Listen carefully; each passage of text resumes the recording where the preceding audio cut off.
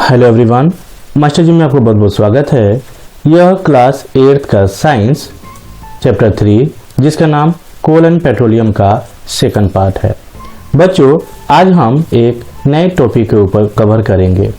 Okay, इससे पहले कि अगर आप हमारे चैनल पे नए आए हैं तो प्लीज़ इसे सबसे पहले सब्सक्राइब करें, लाइक करें, कमेंट करें और यह वीडियो अगर आपको अच्छा लगे तो अपने दोस्तों के साथ शेयर करना बिल्कुल भी ना भूलें।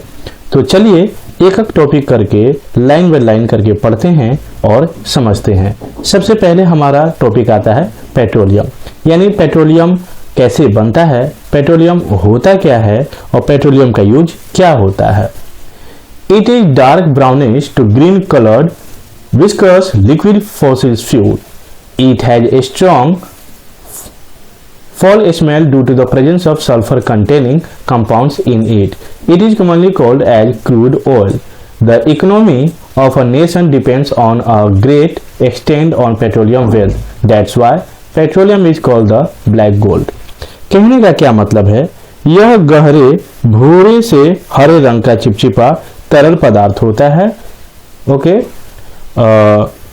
ये जो होता है it has a strong fall, और इसका जो दुर्गंध होता है वो थोड़ा सा बुरा होता है और यह जो है सल्फर के से मिक्सर से यानी इसमें मिला होता है और इसे हम आमतौर पे कच्चा तेल के नाम से भी जानते हैं पेट्रोलियम को। और किसी देश की अर्थव्यवस्था काफी हद तक पेट्रोलियम पर ही निर्भर करता है, इसीलिए पेट्रोलियम को काला सोना के नाम से यानी ब्लैक गोल्ड के नाम से जानते हैं। It's name is derived from Latin word, यानी ये जो पेट्रोलियम नाम है यह लैटिन वर्ड से लिया गया है जिसका पेट्रा मीन्स होता है रॉक यानी चट्टान और ओयम मीन्स होता है oil. Thus petroleum literally means rock oil, जिसकी वजह से हम इसे पेट्रोलियम को रॉक ऑयल के नाम से यानी चट्टान का तेल के नाम से भी जानते हैं। नेक्स्ट टॉपिक है ओरिजिन ऑफ पेट्रोलियम, यानी पेट्रोलियम की उत्पत्ति किस तरह से होती है इसके बारे में जानकारी लेते हैं। Petroleum is a complex mixture of solid liquid and gaseous hydrocarbons mixed with salt water and earthy particles. It is always found trapped between two impervious rock. It is believed that petroleum is found by the anaerobic compositions of extremely small sea animals and plants which got buried in the seabed millions of years ago. Let us see how this happened. इसका क्या मतलब है बच्चों, थोड़ा जानकारी ले लेते हैं। यानी पेट्रोलियम जो होता है वह सॉलिड, लिक्विड और सीस हाइड्रोकार्बन का एक काफी कॉम्प्लिकेटिव मिश्रण है या फिर कहें तो कंपोजिशंस है, जिसमें खारे पानी, मिट्टी के कण मिले होते हैं और यह हमेशा दो चट्टानों के बीच में फंसा हुआ पाया जाता है। इट इज बिलीव डेट, यानी ऐसा माना जाता है कि पेट्रोलियम का निर्माण समुद्री जीवों और पौधों के जो रिमेन्स जो फॉसिल बचा हुआ रहता है और लाखों साल तक समुद्र के तल में दबे हुए रहते हैं, जिसके कारण इसका निर्माण होता है पेट्रोलियम का। आइए देखते हैं कि यह कैसे होता है पिक्चर की सहायता से। यहाँ पे बच्चों पेट्रोलियम और नेचुरल गैस दोनों का दे रखा है कि फॉर्मेशन होता कैसा है। फर्स्ट पिक्चर में आप देख पा रहे होंगे ओशियंस 300 to 400 मिलियंस एगो, यानी 300 से लेकर 400 मिलियन साल पहले समुद्र के बीच में tiny sea plants and animals died, यानी जो छोटे छोटे पौधे और जानवर के जो डेड बॉडी होता है वह समुद्र के काफी नीचे तल में दबे होने के कारण, और जब ये समय बीतते जाता है यानी over the time they were covered by layers, और ये लेयर के साथ ढके चले जाते हैं यानी दबे चले जाते हैं। किनका लेयर? तो सिल्ट का और सैंड का। दूसरे पिक्चर में लिखा हुआ है ओशियन के बारे में 50 to 100 मिलियंस एगो, यानी 50 से 100 साल पहले। इसमें प्लांट्स और एनिमल रिमेन्स के बारे में दिया गया है। ओवर मिलियंस ऑफ ईयर, यानी मिलियन साल पहले the remains were buried deeper and deeper. ये क्या होता है कि नीचे एकदम काफी ज्यादा नीचे ये जाके शिफ्ट होते जाते हैं, और the enormous heat and pressure, यानी ये हीट और प्रेशर के कारण ये जो होता है कन्वर्ट हो जाते हैं, किस में, ऑयल और गैस में। थर्ड पिक्चर में लिखा हुआ है today we drill down through layers of sand, silt and rock to reach the rock formation that contain oil and gas deposit. यानी आज हम करते क्या हैं कि जहां पे हमें ऐसा लगता है कि गैस या ऑयल होने की संभावना है, वहां पे हम ड्रिलिंग करते हैं, जिस प्रकार आप बोरिंग होते हुए कहीं ना कहीं जरूर देखा होगा, ठीक उसी तरह। और वहां तक हम पहुंचते हैं जहां पे सिल्ट और रॉक होता है, ठीक है। यानी उससे होते हुए हम ड्रिल करते हुए जाते हैं और जहां हमें तेल और गैस मिलता है वहां से फिर हम निकाल लेते हैं। और निकालने का क्या पूरा प्रोसेस है हम नीचे देखेंगे। नेक्स्ट टॉपिक है ऑक्यूरेंस ऑफ पेट्रोलियम, यानी पेट्रोलियम की उपस्थिति। Petroleum occurs at moderate depth 500 meter to 200 meter between the two layers of impervious rocks. The petroleum is lighter than water and hence floats over it. Natural gas is found above petroleum, trapped between the rock cap and petroleum layer. कहने का क्या मतलब, यानी जो petroleum होता है वह दो चट्टानों के बीच गहराई में यानी 500 से लेकर 200 मीटर पर जाया जाता है ड्रिलिंग करते समय। अब इसमें होता क्या है कि जो पेट्रोलियम होता है, यानी जो पेट्रोल कहें या फिर गैसियस, पेट्रोल में ढेर सारे बच्चों आ जाता है, यानी पेट्रोल, केरोसिन, ऑयल और भी अलग अलग तरह की चीजें, वो हल्का होता है पानी से, जिसके कारण यह ऊपर फ्लोट करते रहता है, यानी तैरते रहता है।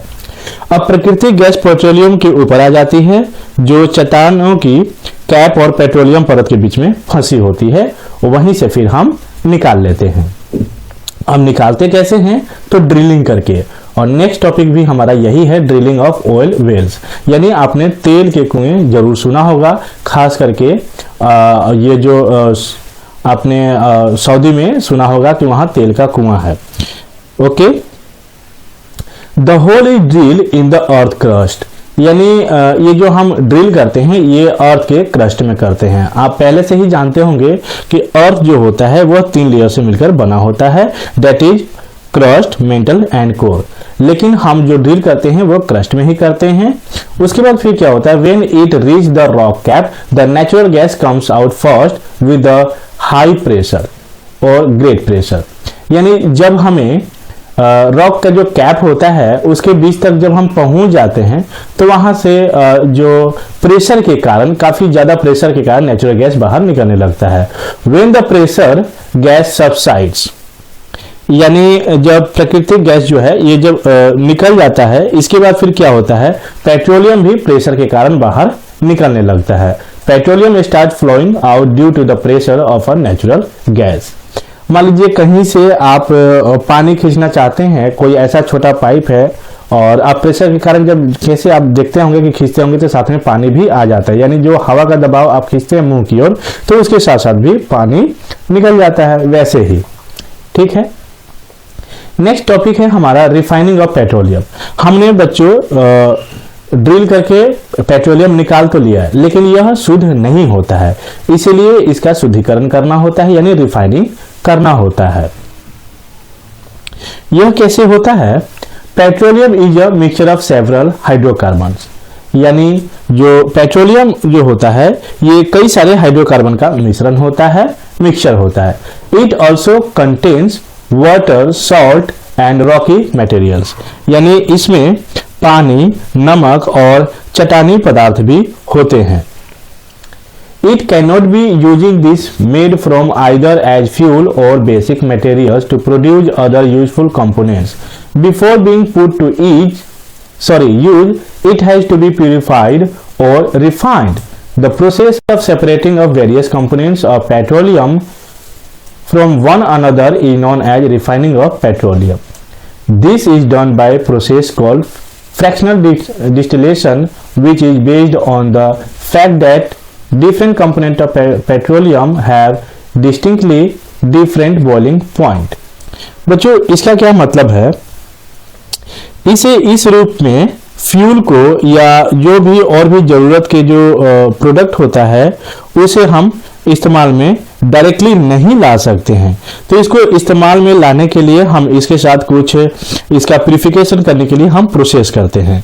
पेट्रोलियम के अलग अलग जो चीजें होती हैं, एक दूसरे से अलग अलग करने के लिए जो प्रयोग किया जाता है, प्रोसेस किया जाता है, उसे ही हम रिफाइनिंग कहते हैं। यह जो है इसमें आंशिक रूप में यानी थोड़ा बहुत इसमें प्रोसेस करने के बाद जो इस तथ्य पर आधारित है कि पेट्रोलियम के अलग अलग बॉइलिंग पॉइंट हो सकता है, यानी अलग अलग कहने का मतलब कि इतना डिग्री पे पेट्रोल हमें मिलता है, इतना डिग्री पे डीजल मिलता है, केरोसिन मिलता है, वैक्स मिलता है, ये सभी अलग अलग टेम्परेचर पे हमें मिलता है। जिस तरह से अगर दूध से हमें मक्खन निकालना हो, मलाई निकालना हो, तो जिस तरह से हम अलग अलग प्रोसेस करते हैं, ठीक इसी तरह भी पेट्रोलियम का हम प्रोसेस करने के बाद अलग अलग चीजें अलग अलग करते हैं। In fractional distillation crude petroleum is heated to temperature of 40 degree Celsius और slightly above in a furnace. कहने का मतलब कच्चे पेट्रोलियम को भट्टी में तकरीबन 40 डिग्री सेल्सियस या उससे थोड़ा अधिक टेम्परेचर पर गर्म किया जाता है। ये तो हो गया बच्चों पेट्रोलियम से अलग अलग चीजों को निकालना। अब पेट्रोलियम का यूज कहां कहां पे होता है, इसे हम पॉइंट वाइज देख लेते हैं। Number 1, petroleum products are used as fuels, यानी पेट्रोलियम को हम ईंधन के रूप में इस्तेमाल कर सकते हैं। जैसे कहने का मतलब गैस हो सकता है या फिर डीजल हो सकता है, केरोसिन हो सकता है, और इन सभी से हम व्हीकल्स चलाते हैं या व्हीकल्स में काम लेते हैं। Second number, lubricating oils and vaselines are used as lubricant, यानी ये जो चिकनाई तेल होता है वैसलिन का उपयोग के रूप में किया जाता है। Third number, paraffin wax products of petroleum is used for manufacturing candles, polishes, wax paper, waterproofing etcetera, यानी पेट्रोलियम के जो प्रोडक्ट होता है उसे हम पैराफिन, मोम का उपयोग मोमबत्तियां, पॉलिश यानी मोम से बना हुआ कागज और जलरोधक आदि के लिए किया जाता है इसका इस्तेमाल। चौथा नंबर दिया हुआ है सम ऑफ द बाय प्रोडक्ट। बच्चों ये बाय प्रोडक्ट क्या होता है, यानी जब कुछ हम प्रोसेस कर रहे होते हैं और उसके दौरान हमें कोई अन्य चीजें मिलती हैं तो उसे हम बाय प्रोडक्ट कहते हैं। तो बाय प्रोडक्ट पेट्रोलियम का जब हो रहा होता है after purification are used in preparation of, अब देखिए इसमें जब बाय प्रोडक्ट जो निकलता है वो मेडिसिन होता है, ऑइंटमेंट्स होता है, ऑइंटमेंट कहने का मतलब मलहम होता है, फेस क्रीम, कॉस्मेटिक और चीजें होती हैं, जो कि जब हम प्यूरिफिकेशन कर रहे होते पेट्रोलियम का उसी समय ये सब चीजें हमें मिलता है, जिसे हम बाय प्रोडक्ट कह रहे हैं। आप यहाँ इमेज के थ्रू समझ सकते हैं फ्रैक्शनल डिस्टिलेशन क्रूड ऑयल, यहाँ पे आप देख सकते हैं यहाँ क्रूड ऑयल है, इसको अलग अलग टेम्परेचर पर गर्म करते हुए देखिए जितना जो हल्का होगा वो सबसे ऊपर होगा। आपने देख रखे हैं यहाँ पे आपको दिखाई समझ में आ ही रहा होगा, पेट्रोलियम गैस, गैसोलीन, नेफ्था, अलग अलग चीजें यहाँ पे इमेज में दिया हुआ है। नेक्स्ट टॉपिक देख लेते हैं हम नेचुरल गैस, यानी नेचुरल गैस होता क्या है। Natural gas was found millions of years ago along with petroleum when microscopic sea plants and animals died and got buried under the sand and mud. These plants and animals under anaerobic condition changed to gas. कहने का मतलब कि ये जो प्रकृति gas है, natural gas है, लाखों साल पहले पेट्रोलियम के साथ बाय नेचुरली गैस का निर्माण तब हुआ जब जो छोटे छोटे समुद्र में रहने वाले पौधे और जानवर मर गए होंगे और रेत और मिट्टी के नीचे दब गए थे। ये पौधे और जानवर के जो रिमेन्स बॉडी के साथ जो अवशेष बच जाता है उसी को परिस्थिति अनुसार गैस में बदले गए होंगे या बदल गए होंगे। कंपोजिशंस की बात करते हैं कि किन किन चीजों से मिलकर यह नेचुरल गैस बना होता है, यानी composition. It consists mainly of methane about 85%, ethane about 10% and propane about 3% and butane where natural gas is compressed at high pressure, then it's called CNG, means compressed natural gas. CNG is used for power generation. बच्चों इसका क्या मतलब है? इसमें मुख्य रूप से methane लगभग 85%, इथेन लगभग 10% और प्रोपेन 3% शामिल होता है। जब प्राकृतिक गैस को उच्च दबाव पर कंप्रेस किया जाता है तो इसे सीएनजी कहा जाता है, जिसका पूरा नाम अभी हमने बताया, कंप्रेस्ड नेचुरल गैस। सीएनजी का उपयोग बिजली उत्पादन के लिए भी किया जाता है। अब इसका इस्तेमाल व्हीकल्स में फ्यूल के रूप में किया जा रहा है, क्योंकि यह कम प्रदूषण करता है। जैसे कि आप यहां देख सकते हैं, लिखा हुआ भी है, it is now being used as fuel for transport vehicles because it is less polluting, क्योंकि ये जो पॉल्यूशन है ना के बराबर करता है। The great advantage of CNG, यानी इसका सबसे ज्यादा अगर उपयोग हम माने सीएनजी का, that it can be used directly for burning in homes at factory where can be applied through pipes. Such networks of pipeline exist in Vadodara, Gujarat and some parts of Delhi. इसका क्या मतलब है? CNG का सबसे बड़ा फायदा यह है कि इसे सीधे घरों और कारखानों में जलाने के लिए इस्तेमाल किया जा सकता है, जहां इसे पाइप के जरिए इस्तेमाल भी किया जा रहा है, सप्लाई किया जा रहा है, जो कि बड़ोदरा में, गुजरात में है, और दिल्ली के कुछ हिस्सों में पाइपलाइन का ऐसा नेटवर्क भी मौजूद है। ऑक्यूरेंस यानी यह कैसे होता है, इसके बारे में जानकारी ले लेते हैं। It is generally found trapped between impervious rocks, sometimes along with petroleum and sometimes without petroleum. यानी ये जो गैस होता है, नेचुरली गैस, यह बनता कैसे है? तो दो चट्टानों के बीच में, यानी जो इम्पीवियस रॉक होता है उसके बीच में ये फंसा होता है, और इसको हम बाहर निकाल लेते हैं। कभी कभी ये पेट्रोलियम के साथ हो सकता है, तो कभी कभी क्या हो सकता है, बिना पेट्रोलियम का भी ये हमें मिल सकता है। In our country natural gas has been found in Tripura, Rajasthan, Maharashtra and in the Krishna Godavari delta. यानी हमारे देश में प्राकृतिक गैस त्रिपुरा, राजस्थान, महाराष्ट्र और कृष्णा गोदावरी डेल्टा में पाई गई है। यूजेज ऑफ नेचुरल गैस, यानी इसका इस्तेमाल कहां कहां होता है? तो इसे हम ईंधन के रूप में, यानी इसको फ्यूल के रूप में करते हैं। It has a very high calorific value, 55 kTJ/G। यानी इसका क्या मतलब है? यानी ये जो ईंधन है, इसका जो कैलोरी मान होता है ये बहुत अधिक होता है। यानी इसको अगर इसका वैल्यू हम कहें तो 55 kJ/g होता है। बेटा ये कैलोरीफिक वैल्यू क्या होता है? तो इससे पहले वाले पार्ट में भी मैंने बता रखा है कि इसका वैल्यू क्या होता है। यानी किसी फ्यूल को मान लीजिए कि अगर 1 kg फ्यूल है और उसमें से निकलने वाला, यानी जब वो प्रोसेस हो रहा होता है, यानी जब वो जल रहा होता है, तो उसमें से निकलने वाला जो एनर्जी होता है उसी को हम कैलोरीफिक वैल्यू कहते हैं। सेकंड यूज क्या है नेचुरल गैस का? As a source of hydrogen and carbon, यानी इसका इस्तेमाल हाइड्रोजन और कार्बन के सोर्स के रूप में किया जाता है, जो कि आप यहां देख सकते हैं। CH4 मीन्स मीथेन को हम स्ट्रॉन्ग हीटिंग करते हैं, यानी उच्च तापमान पे इसको हीट करते हैं, तो प्रोडक्ट के रूप में हमें C+2H2 मिलता है, यानी कार्बन और हाइड्रोजन हमें प्राप्त होता है।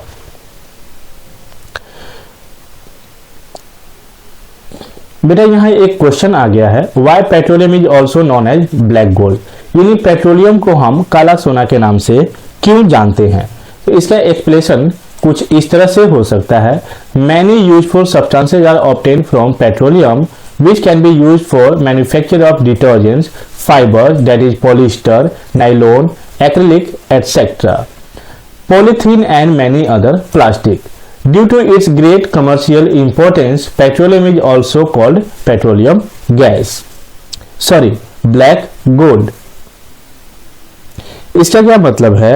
पेट्रोलियम से अनेक उपयोगी पदार्थ हमें प्राप्त होता है, जिनका उपयोग डिटर्जेंट बनाने में, यानी कपड़े धोने का चीज बनाने में, फाइबर बनाने में, फाइबर से हम पॉलिस्टर, नायलॉन, एक्रिलिक वाली जो प्रोडक्ट होता है उसको हम बनाते हैं, पॉलीथिलीन तथा इनके अनेक प्लास्टिक के निर्माण में किया जाता है। यानी जो भी प्लास्टिक के प्रोडक्ट होता है सब इसी से मिलकर बना होता है, जिसे हम ब्लैक गोल्ड कह रहे हैं पेट्रोलियम को। Conservation of fossil fuels. ये बच्चों ये बताइए, क्या हमें अभी जो भी फॉसिल फ्यूल है, क्या इसे हमें संरक्षण करने की आवश्यकता है? यानी क्या इसे हमें संजोग कर रखना चाहिए ताकि आने वाली पीढ़ी इसको इस्तेमाल कर सके, या बेधड़ेले इसको पूरी तरह से इस्तेमाल करना चाहिए? यानी पेट्रोल डीजल से चलने वाली जितनी भी गाड़ियां हैं या सीएनजी गैस है और भी चीजें हैं, क्या इसे हमें सोच समझ के इस्तेमाल करना चाहिए या फिर निरंतर इसका इस्तेमाल करते रहना चाहिए? आपको क्या लगता है? यहाँ बुक के हिसाब से क्या लिखा है, इट इज बिलीव दैट, यानी ऐसा माना जाता है कि it took millions of years for dead organism to change into coal, petroleum, natural gas. Furthermore, the non-reserve are limited. यानी ऐसा माना जाता है कि इनको बनने में, यानी ये फॉसिल फ्यूल बनने में काफी साल लगे होंगे। यानी जब डेड यानी मरे हुए जीवाश्म यानी डेड ऑर्गेनिज्म दबे होने के कारण जो कन्वर्ट हो जाते हैं, बदल जाते हैं कोयले में, पेट्रोलियम में और नेचुरल गैस में। बच्चों और ये चीजें जितनी भी हैं ये सभी एग्जॉस्टिबल है, यानी ये सभी चीजें लिमिटेड है। ऐसा नहीं है कि इसको हम बार बार रिन्यू करके हम इस्तेमाल कर सकते हैं। जैसे कि अगर नेचुरल रिसोर्स की बात हम करें सन की, तो जो उसका सनलाइट है वो तो रिन्यूएबल है, यानी उसको हम चाहे जितना मर्जी इस्तेमाल करें, कभी धूप जो है खत्म होने वाला चीज, सनलाइट कभी खत्म नहीं होने वाला है। वहीं अगर दूसरा एग्जाम्पल लें सॉइल का या फिर विंड का, ये कभी खत्म होने वाला चीज नहीं होता है। लेकिन अगर हम कोयले की बात करें, पेट्रोल की बात करें, डीजल की बात करें, केरोसिन की बात करें, तो एक बार ये जल जाने के बाद दोबारा हम इसका इस्तेमाल नहीं कर सकते। अगर कोयला है तो कोयले को अगर हम एक बार जला देते हैं, उसके बाद वो राख बन जाता है, ऐश बन जाता है, तो उसे फिर से हम फ्यूल के रूप में इस्तेमाल नहीं कर पाएंगे। या पेट्रोल जलाने के बाद जो एक बार वो स्मोक बन जाता है, धुआं बन जाता है, दोबारा उसको हम इस्तेमाल में नहीं ला सकते। इसीलिए ये सभी चीजें जो है लिमिटेड है, सोच समझ के इसका इस्तेमाल करना चाहिए। Another problem is fossil fuel is that they are steadily increasing air, यानी ये जो है फॉसिल फ्यूल जो होता है ये हमारे वातावरण को भी दूषित करता है, पोल्यूशन करता है। There is use is link to global warming, जिसके कारण ग्लोबल वार्मिंग होने का भी चांसेस ज्यादा बढ़ जाता है। So it is important that we use fuels only when it is absolutely necessary, यानी जब हमें बेहद जरूरी हो तभी इनका इस्तेमाल करना चाहिए। ऐसा नहीं है कि मान लीजिए बाजार से नजदीक आपका घर है मार्केट से, और आप चाहें तो पैदल भी जा सकते हैं, लेकिन बाइक से ही जा रहे हैं, गाड़ी से ही जा रहे हैं, और उसमें फ्यूल इस्तेमाल हो रहा है, तो ऐसा नहीं करना चाहिए। जहां तक पॉसिबल हो हमें व्हीकल्स का इस्तेमाल नहीं करना चाहिए। घर में मान लीजिए 3-4 गाड़ियां हैं, तो ऐसा नहीं है कि अलग अलग व्यक्ति अलग अलग जा रहे हैं, अपने अपने गाड़ी से जा रहे हैं शौक के कारण, ऐसा भी नहीं होना चाहिए। अभी देखिए ये पोल्यूशन के कारण दिल्ली सरकार ने भी क्या किया है कि ऑड इवन का सिस्टम रख दिया है, यानी आज ऑड नंबर का गाड़ी चलेगा तो कल इवन नंबर का गाड़ी चलेगा, ताकि 50% जो पोल्यूशन होगा वो तो कुछ कंट्रोल होगा। Okay, we can save these fuels for the manufactures of many substances which are depend on petrochemicals.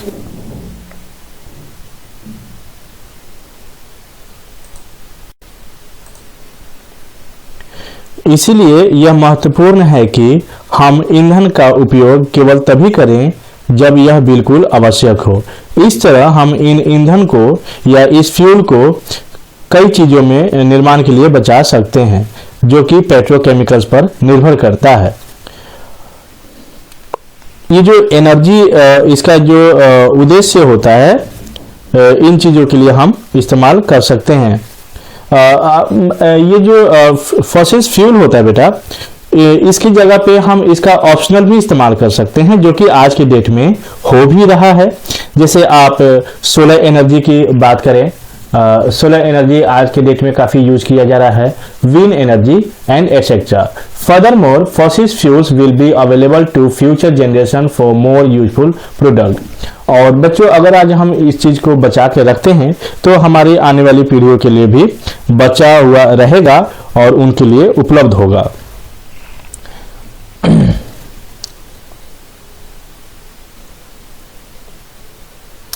In India, the Petroleum Conservation Research Association means PCRA offers the following tips to conserve petrol and diesel while driving। यानी जब हम गाड़ी चला रहे होते हैं, कहने का मतलब भारत में पेट्रोलियम को कंजर्व करने के लिए जो अनुसंधान संघ है, जिसको हम पीसीआर कह रहे हैं, पीसीआरए कह रहे हैं, ये गाड़ी चलाते समय पेट्रोल और डीजल बचाने के लिए कुछ हमें सुझाव भी देते हैं, जो कि यहाँ पॉइंट वाइज लिखा हुआ है। Drive at constant and moderate speed as far as possible, driving at high speed और लो स्पीड वेस्टेज और लॉट ऑफ फ्यूल। कहने का मतलब जहां तक संभव हो, गाड़ियों में आप देखते होंगे मीटर के ऊपर जहां स्पीडोमीटर रहता है वहां इकोनॉमी लिखा हुआ रहता है। अगर आप उस लिमिट में चलाते हैं, इकोनॉमी में चलाते हैं, तो आपका गाड़ी कम फ्यूल वेस्ट करेगा। अगर आप जरूरत से कुछ ज्यादा ही धीरे धीरे चलते हैं या फास्ट चलते हैं, इस क्रम में आपका फ्यूल ज्यादा वेस्ट होता है। Second point, switch off engines if you have wait at traffic lights और फॉर एनी अदर रीजन। मान लीजिए किसी दोस्तों के साथ आप रुक कर गाड़ी चल रही है, आप बातचीत कर रहे हैं, फालतू में आपका फ्यूल जा रहा है, या ट्रैफिक पे खड़े हैं, काफी ज्यादा जाम है, उस टाइम आप चाहें तो अपनी गाड़ी को बंद करके फ्यूल बचा सकते हैं। इससे क्या होगा, दो फायदा होगा, एक तो पॉल्यूशन कम होगा और दूसरा आपका जेब के ऊपर भी प्रेशर कम पड़ेगा। तीसरा नंबर क्या लिखा हुआ यहाँ पे, check the tyre pressure regularly, low pressure और too high pressure waste fuel. यानी जरूरत से ज्यादा आपके टायरों में प्रेशर कम रहेगा, हवा कम रहेगा या ज्यादा रहेगा, इसके कारण भी क्या होता है, फ्यूल वेस्ट होता है। Fourth number, make sure that you send your vehicles to garage for regular maintenance. इसलिए बच्चों क्या होता है ना कि अपना सरकार समय समय पर यानी हर 6 महीने पर पॉल्यूशन कार्ड बनाने के लिए व्हीकल्स का कहता है, ताकि आप अपने गाड़ी का समय समय पर मरम्मत कराते रहें, मेंटेनेंस करते रहें, ताकि आपका व्हीकल जो है, गाड़ी जो है, वह कम फ्यूल खर्चा करे। तो इस तरह बच्चों यह चैप्टर आपका खत्म होता है। हम यहीं पे बच्चों हम कोशिश करेंगे कि इस चैप्टर में जो भी हम बता रहे हैं इससे रिलेटेड डिस्क्रिप्शन बॉक्स में इसका हम पीडीएफ लिंक दे दें, आप वहां से जाके डाउनलोड करके आप सेल्फ यानी खुद भी पढ़ सकते हैं और समझ सकते हैं। तो चलिए इस चैप्टर को खत्म करते हैं। नमस्कार।